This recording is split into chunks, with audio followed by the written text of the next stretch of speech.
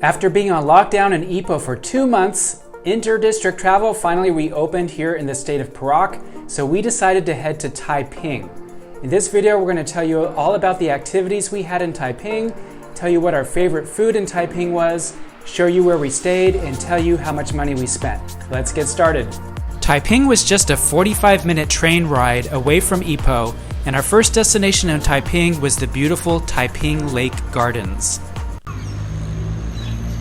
You can see the beautiful lake here. There are many kilometers of walking trails, so we are going to go take a stroll.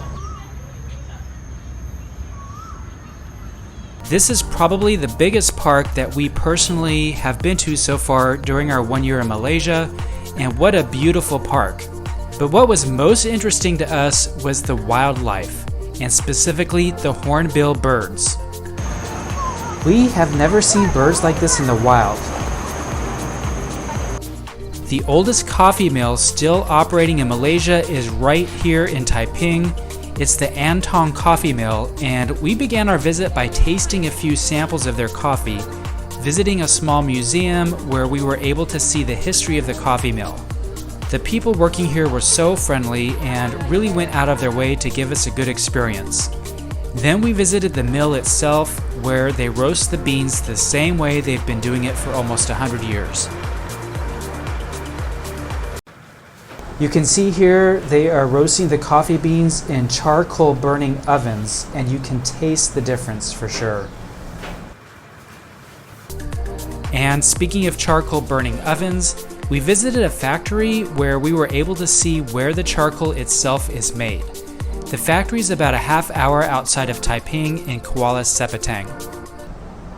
This is just one small section of the factory, and as you can see here, the wood is ready for the kilns. The wood comes from the forest surrounding the factory. We learned all about the entire process with our tour guide, whose family has run this place for 3 generations. What I thought was amazing is that the wood burns in these big kilns for up to a month in order to produce the charcoal.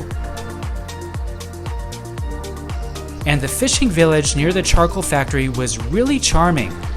We enjoyed spending some time watching the fishermen go about their chores and watching the boats glide through the waters.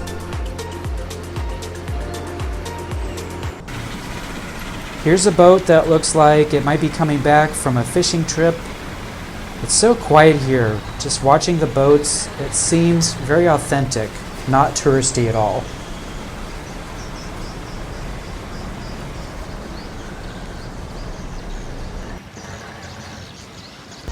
Next was a trip to the Perak State Museum, and we thought this museum was very well done. It's divided into sections. The first section was an exhibit about Perak's original indigenous people, where the different tribes were located throughout Perak, and artifacts from their everyday lives. The next section highlighted Perak's natural features, such as the different types of animals that can be found in the state.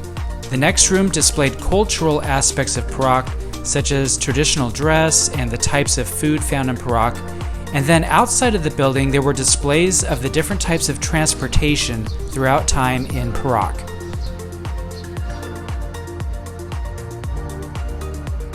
Next was a visit to the Orangutan Island, and this was my personal favorite experience in Taiping. The island is actually about a half hour north of Taiping and begins with a short boat ride to the island. And the group of people walk through the cages and view the orangutans outside the cages.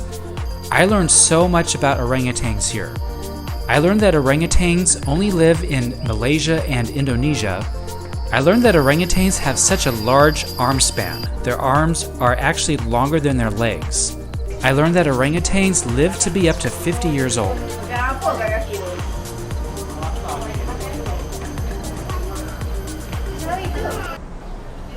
Look at this one coming over the water. Whoop! Keep going. There it goes.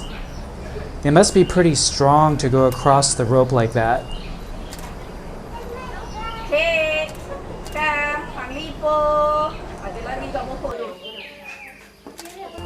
It was really amazing to see these wonderful creatures, and it really gave me a new appreciation for the importance of protecting their habitat so that their numbers can start to increase again.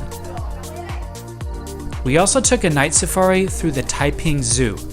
It was too dark to get any really good photos, but we really enjoyed the safari, and next time we're in Taiping, we plan to visit the zoo during daylight hours. Alright, now the most important question about Taiping: what was our favorite food? It was these delightful fried banana fritters. Wow, they were so good. They were fresh, very warm, and very gooey and delicious and addicting. I mean, really addicting. They had other treats here too, but the bananas were the best. We stayed at the Lewis Hotel during our week in Taiping, and we were very satisfied with this hotel. The room was very clean and the staff were exceptionally friendly. But the best thing about this hotel was the faucet in the bathroom. Take a look. So this looks like an ordinary faucet, right? But look what happens when I turn it on. It's like a disco.